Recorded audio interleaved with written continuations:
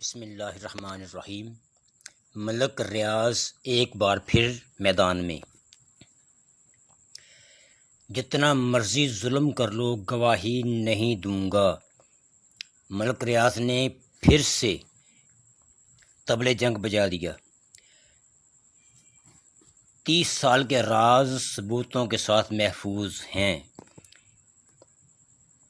Chairman بحریہ town ملک ریاض نے کہا ہے کہ میرا کل بھی یہ فیصلہ تھا، آج بھی یہ فیصلہ ہے، چاہے جتنا مرضی ظلم کر لو ملک ریاض گواہی نہیں دے گا۔ یہ کون سی گواہی ہے جناب؟ ملک کا بچہ بچہ جانتا ہے کہ ملک ریاض پر دباؤ ہے کہ وہ 24 کروڑ عوام کے مرشد یعنی عمران خان کے خلاف گواہی دیں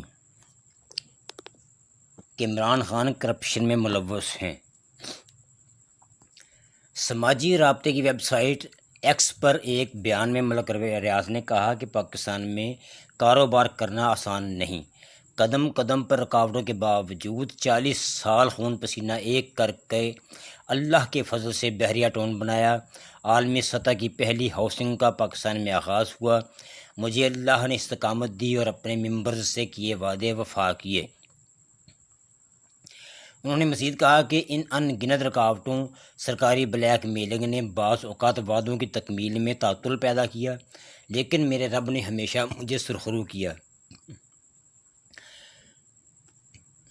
مگر ایک گواہی کی ضد کی وجہ سے بیرون ملک منتقل ہونا پڑا۔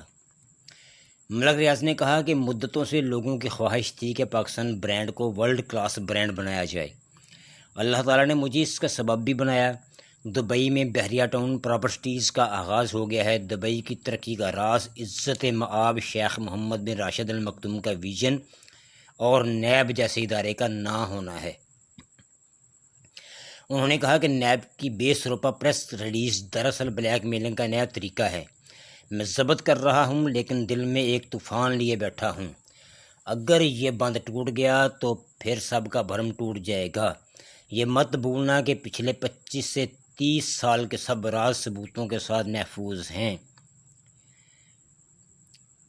جناب والا، غور طلب بات یہ ہے کہ ملک ریاض صاحب یہ کہہ رہے ہیں کہ دل میں ایک طوفان لیے بیٹھا ہوں۔ ساتھ میں انہوں نے یہ بھی کہا کہ اگر یہ بند ٹوٹ گیا تو پھر سب کا بھرم ٹوٹ جائے گا۔ یہ مت بھولنا کہ پچھلے 25 سال سے 30 سال کے سب راز 25 سے 30 سال کے سب راز ثبوتوں کے ساتھ محفوظ ہیں۔ چیئرمین بحریہ ٹاؤن نے کہا کہ ملک ریاض نہ تو کسی کے خلاف استعمال ہوگا نہ ہی کسی سے بلیک میل ہوگا۔ انشاءاللہ ذہنی طور پر میں دبئی پروجیکٹ کو کامیاب ہوتے ہوئے دیکھ رہا ہوں اور دبئی سمیت پوری دنیا میں پاکستان کی پہچان بنے گا۔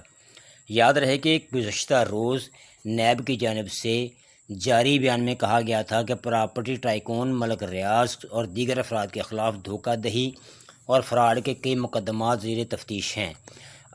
عوام بحریہ ٹاؤن کے دبئی پروجیکٹ میں سرمایہ کاری نہ کریں۔ حکومت قانونی طریقے سے ملک ریاض کی حوالگی کے لیے متحدہ عرب امارات کی حکومت سے رابطہ کر رہی ہے۔ نیب کے مطابق ملک ریاض اور ان کے ساتھیوں نے بحریہ ٹاؤن کے نام پر کراچی اور راولپنڈی میں زمینوں پر قبضے کیے۔ ملک ریاض نے سرکاری اور نجی اراضی پر ناجائز قبضہ کر کے بغیر اجازت نامے کے ہاؤسنگ سوسائٹیز قائم کرتے ہوئے لوگوں سے اربوں روپے کا فراڈ کیا۔ تو یہ جب سب کچھ ہو رہا تھا تو اس وقت نیب سو رہا تھا، اس وقت ادارے سو رہے تھے؟ نہیں جناب، نہ نیب سو رہا تھا نہ ادارے سو رہے تھے۔ اگر ایسا ہوا ہے، پہلی بات تو یہ کہ ایسا نہیں ہوا، کیونکہ یہ بزنس مین لوگ ہیں، یہ اس طرح کی حرکتیں نہیں کرتے کہ قبضہ کر لیا اور پھر غیر قانونی کام شروع کر دیے۔ یہ قبضے بھی اگر کرتے ہیں تو قانون کے اندر رہ کر کرتے ہیں۔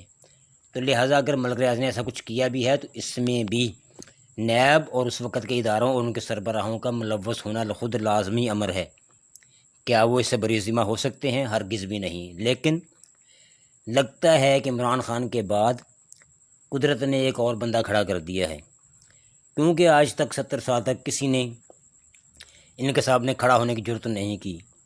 تو ایک ہی بندے نے جرت کی تھی اور وہ تھا کپتان خان، اور اب ایک دوسرا بندہ ملک ریاض، جی ہاں، اگر ٹوٹنا ہوتا تو پاکستان چھوڑ کر نہ جاتا، اور قسط وار ان کے جو جرائم ہیں جو اس نے ثبوتوں سے جمع کر رکھے ہیں وہ ریلیز کرنے کی دھمکی نہ دیتا۔